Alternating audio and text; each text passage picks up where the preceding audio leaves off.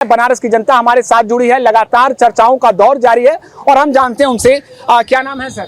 मेरा नाम आशीष है। आशीष जी, एग्जिट पोल जो आए हैं उसको कैसे देख रहे हैं आप? क्या लगता है कि इस बार देश का जनादेश क्या होगा?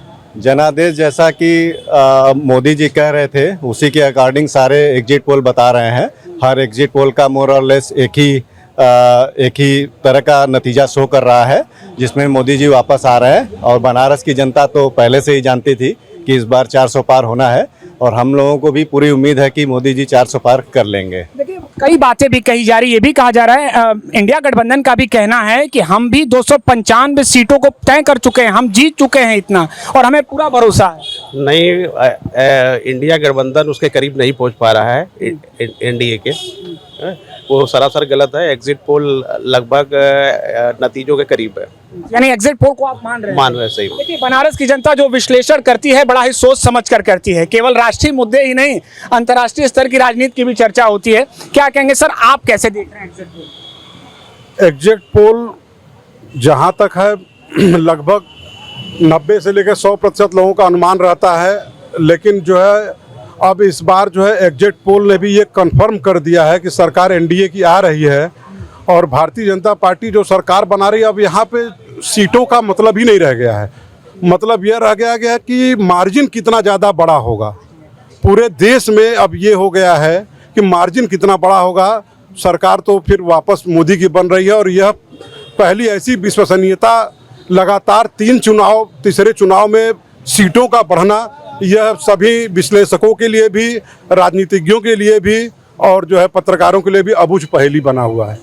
लेकिन एक बात और है कि कुछ ऐसी सीटें हैं जहां पर इंडिया गठबंधन या यूं कह लें कि कांग्रेस पार्टी को भी बढ़त देखी जा रही है। खासतौर पर अगर हम वैसे उत्तर प्रदेश की बात कर लें तो समाजवादी पार्टी भी बीते वर्षों की तुलना में अच्छा कर रही है।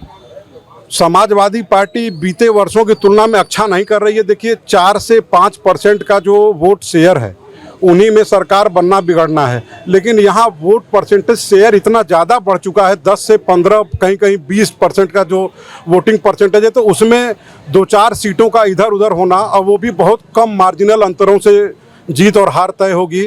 और जहाँ तक उत्तर प्रदेश की रह गई बात, तो पिछले बार से भी ज़्यादा सीटें इस बार आ रही हैं।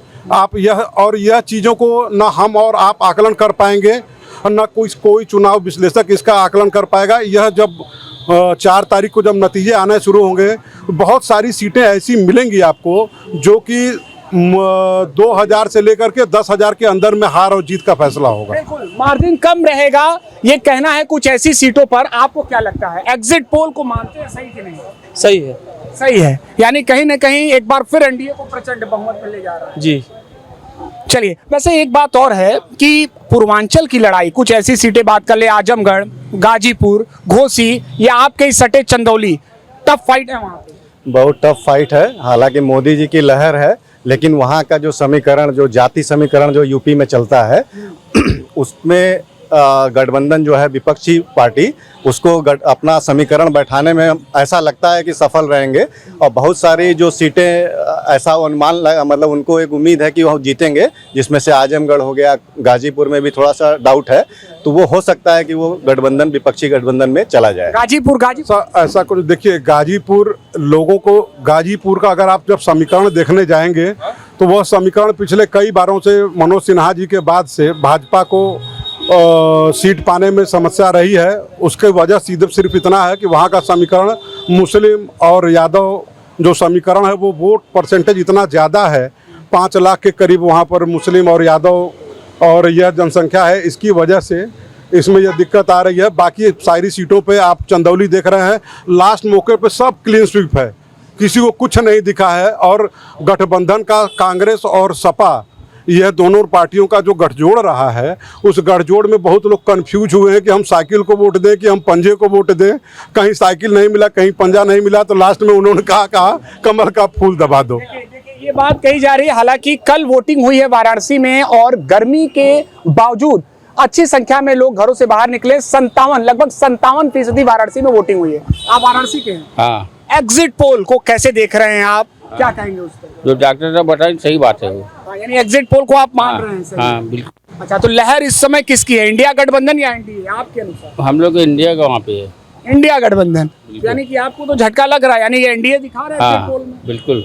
चलिए आप क्या कहेंगे, कहाँ के, बनारस के? बनारस से। ये बताइए, एग्जिट पोल में एक बार फिर प्रधानमंत्री मोदी सत्ता में वापसी करते नजर आ रहे हैं, आपको क्या लग रहा है? उनके बारे में नहीं पता है। गठबंधन नजर आ रहा है। गठबंधन अभी भी भरोसा है कि एग्जिट फेल, बारे में नहीं पता एग्जिट है। पोल में उलटफेर हो सकता है? जी। चलिए, तो वैसे देखना होगा कि 4 जून को आने वाला परिणाम क्या कहता है, लेकिन निश्चित तौर पर एग्जिट पोल को लेकर जो चर्चा है वो शुरू हो चुकी है।